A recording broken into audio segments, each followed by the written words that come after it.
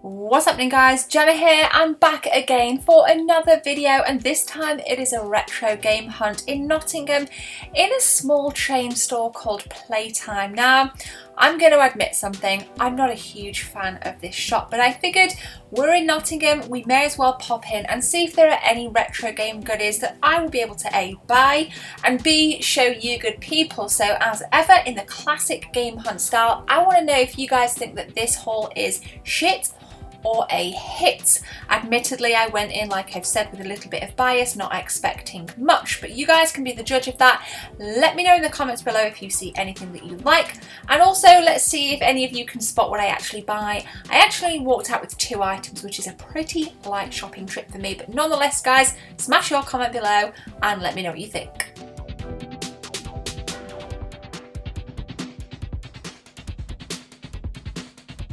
So I did clock Rainbow Six on the N64. It was only £7 or £7 if you're very good at lip reading. You'd have saw me say that just there. And I did see some really cheap PS1 games that I typically don't see.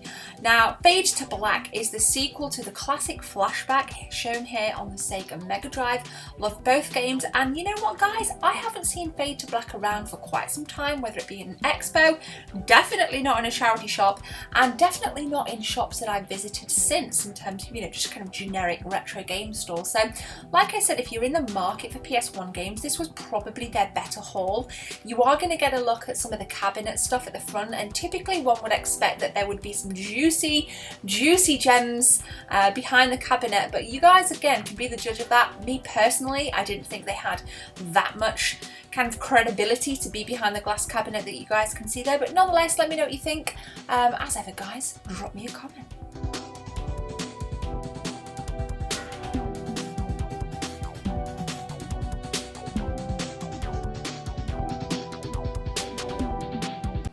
Okay, so I did say they had a great selection of PS1 games, and the selection of original Xbox games wasn't overly bad. Now, I didn't buy anything out of this little patch because I didn't see anything that really caught my eye.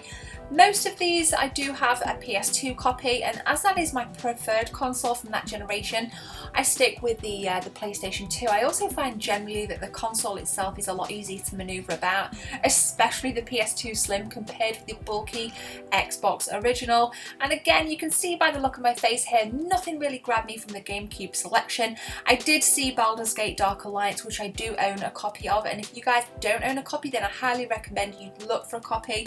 If you're into your Diablo games, you kind of top heavy RPG dungeon crawler type games, then you'll definitely be a fan of that. Now, I've already mentioned the glass cabinet, and whenever I see a glass cabinet in a retro game store, I always think this is going to be expensive, this is going to be awesome, or there's going to be some bloody rare stuff in here. But again, no, you guys can already see some price tags there. Some games are like £5, £6, really cheap games. I did ask Jess to kind of come over and look at this. There's a couple of Genesis games on the back here.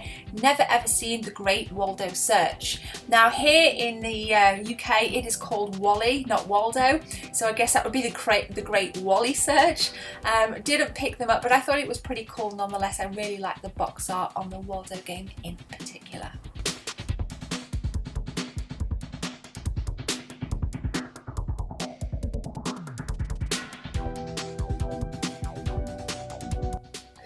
So of late, every time I've been into a retro game store, there seem to be a plethora of DS and 3DS games that are unboxed, and that hurts me a little bit because I often wonder why the hell would you throw or misplace a 3DS box or a DS box.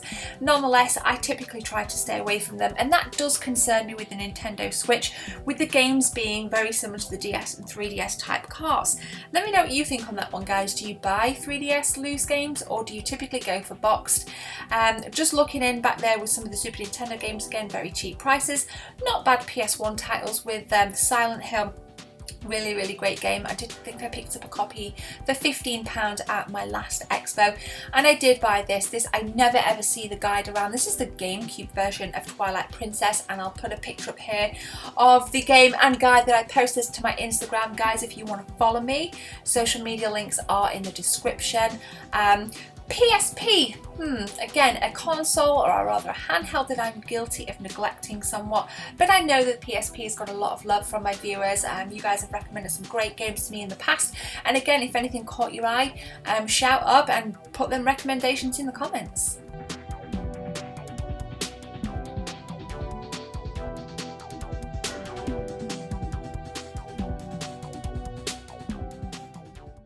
So that is playtime in Nottingham. I have been in here before and it's been a hell of a lot more of a worthwhile experience, but let me know if you've ever been there, if you plan to go there.